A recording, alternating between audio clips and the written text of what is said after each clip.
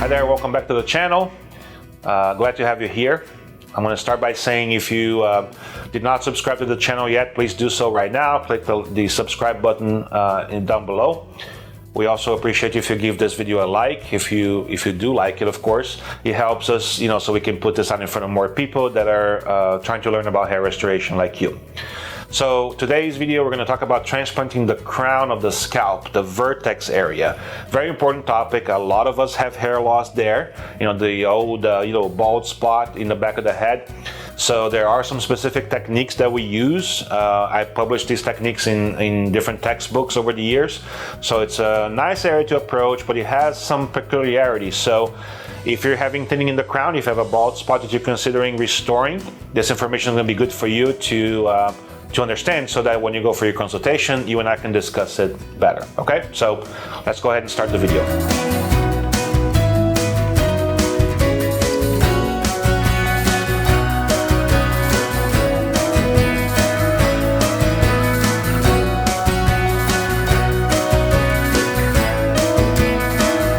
So here we are. Let's go ahead and talk about transplanting the crown area of the scalp, or the vertex. So this is a lecture that I give a lot to the students that I have, to the physicians that I train, and also to various meetings, because the crown is a different area, it's a little particular compared to like the frontal scalp. So every area of the scalp is important. Of course, there are some rules that we want to follow for natural results, and we use our artistic ability as well.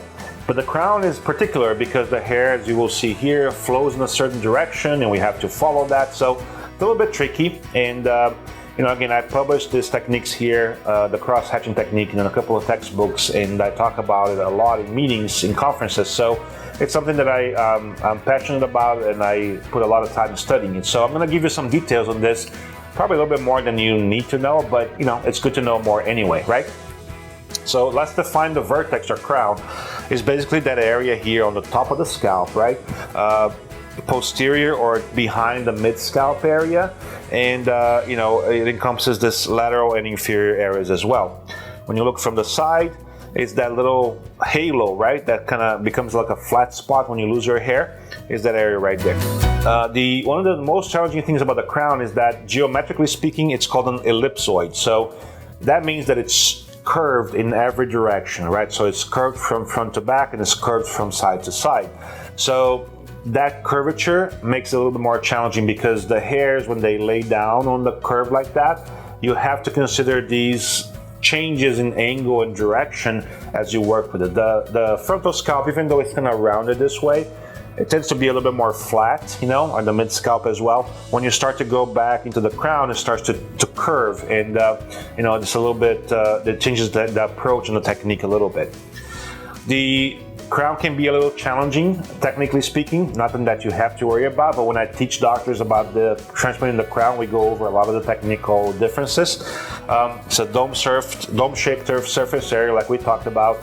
The hairs are going, if you look at your crown or other people's, you see that the hairs go in a centrifugal way, right? So from the center, they spread out to the sides, and they tend to open up, and so we have to account for that too.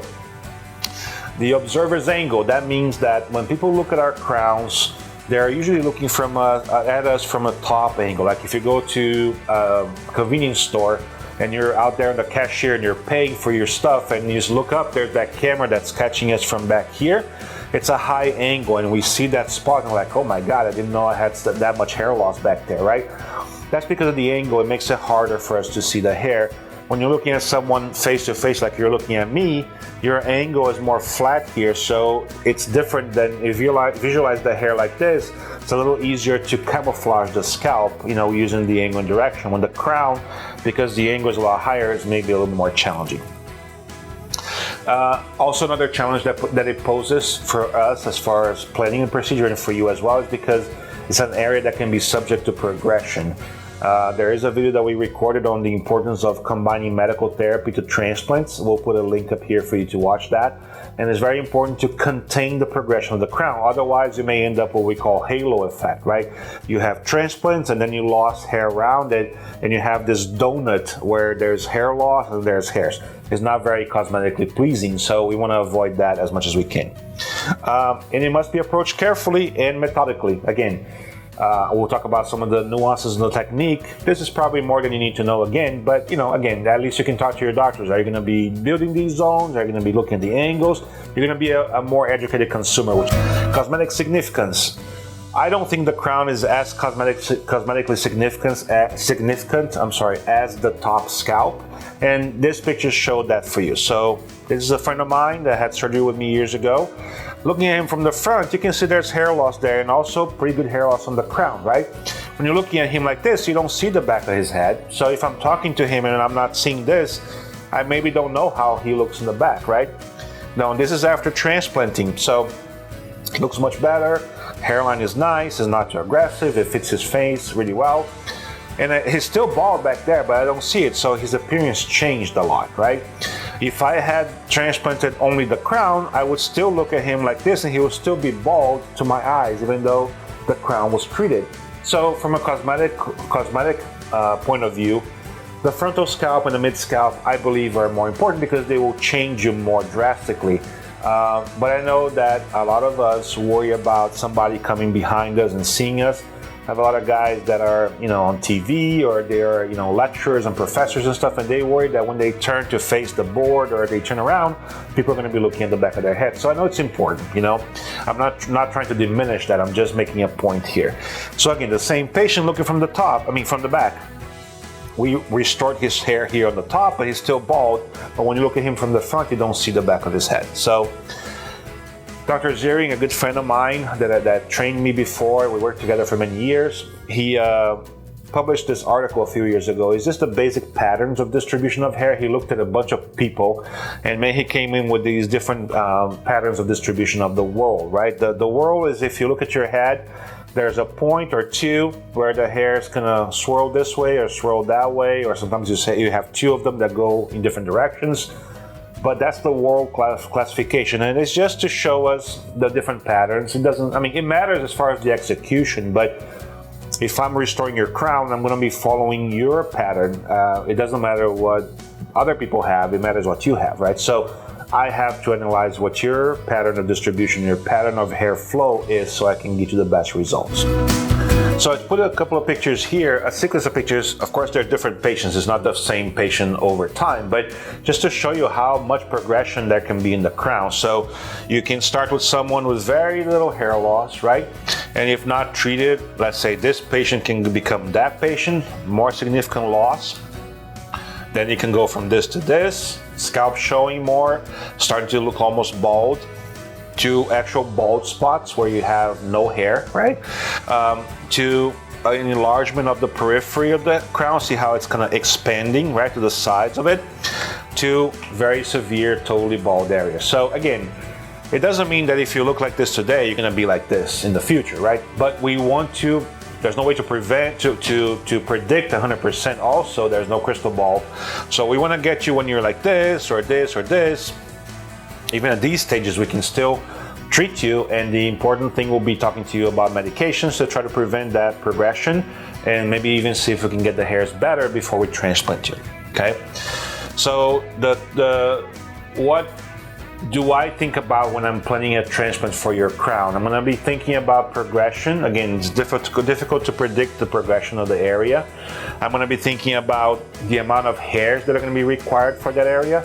So I try to set your expectations kind of low for the crown, particularly depending if you're really bald there. We're gonna get you coverage, but we're not gonna get you to the total fullness unless I use all of your donor hair for that area. Because of that dome shape area that we talked about before, the area of the crown requires a lot of transplants to make it look full. And it may require future surgeries as the expense to avoid that donut or halo effect. So this is something that I published in the book, chapters and stuff. I did a little study on the area. So if you imagine the crown as a circle, right? You know that the circle has a radius, correct? The area of a circumference, the surface area of that circumference, it's defined by the formula pi times the radius square, right? So if you get that, and let's say you're aiming for light coverage in the crown, about 35 follicular units per square centimeter of scalp, and you do the math here, you're gonna come that if the radius is 4 centimeters, which is about 2 inches, so your crown is about 4 inches in total diameter, right? It has a total surface area of about 50 square centimeters. Now, this is considering a flat surface. We talked about being a dome, so that changes too. You're gonna require more hair, but to make it simple, I just use that formula there. So for an area of crown that's 4 inches in diameter, you're gonna require about 1,750 follicular units for light coverage only, okay? So that gives you a sense of how much hair you're gonna need if you wanna get full coverage, right? If your area expands a little bit over time, the surface area number 2 here, and now the radius is a little bit bigger, let's say the radius went up by, a quarter of an inch or something like that, or half an inch, just that small increase is going to increase the area to about 63 to 65 square centimeters from 50, and that's gonna increase your required number of grafts to about 2,200 or more for the same light coverage of 35. So that just tells you how important it is, first to plan, second to counsel you on the results, set your expectations right, and number 3, how important it is to prevent that progression with medical therapy. Okay, so it all wraps around and the crown becomes much more important. Who are poor candidates for crown restoration surgery? In my opinion, young patients. Why? Because they may progress. They may lose hair rapidly and extensively in the crown, and we won't be able to keep up with it. So I try to avoid restoring the crown in young patients. Patients with limited donor area, like this gentleman, for example, has a lot of need up here and there, and he doesn't have enough hair to cover the whole scalp. So we're gonna have to, something's gonna have to give, right? So in his case, what we did is we restored the top and front here, very likely, and we forgot about the crown because realistically, I could move all his donor hair into this area and it still looked very thin. So I have to counsel you on that. You don't know it, right? Ideal candidates for hair, for crown transplantation are patients like this that have stable and limited hair loss. So medical therapy is going on. They're not 20 years old, they're in their 40s, 50s, 60s, so I don't expect them to lose a lot of hair anymore, and they have limited loss. Other patients that are great candidates, even if they have a little bit more loss, they have abundant donor hair, so I know that I can go back in there and I'm not going to be running out of donor hair in case they expand, right? So that's another good candidate too. The cardinal rules for transplanting the crown that I usually talk to the patients about is we're gonna aim for coverage, not density. Unless you have a very small area and you have abundant donor hair, that changes it. But normally, I try to set the expectations for the crown kind of low. I mean, it looks great, it looks natural, you're covered with hair. You can do a lot with it by styling, but there are certain limitations you have to understand too. So I make sure that I discuss that during the consultation. And it's important, again, to control the progression with medical therapy. The surgical technique, again, set the correct expectations. I want to make sure that I put the hairs in the right angle, right direction. If I put the hairs kind of standing up like this, it'll look ridiculous, right? And also I want them to lay down on the scalp in a way that they're going to grow towards each other. I call it cross-hatching effect, which is the technique that I published. So we're going to make hairs grow towards each other so we can get more light blockage and the impression of more density with fewer hairs. It's a little trick that I use to get you more density. But I have to follow the directions of your natural hair. If I go against your whorl pattern, or if I go against the behavior of your hair, it'll be very hard for you to style because the hairs will be fighting with each other. And so I'm kind of stuck trying to follow what you have, but within that, I can make little adjustments on some of the hairs to make them go towards each other, and that's the cross-hatching technique that I talk about.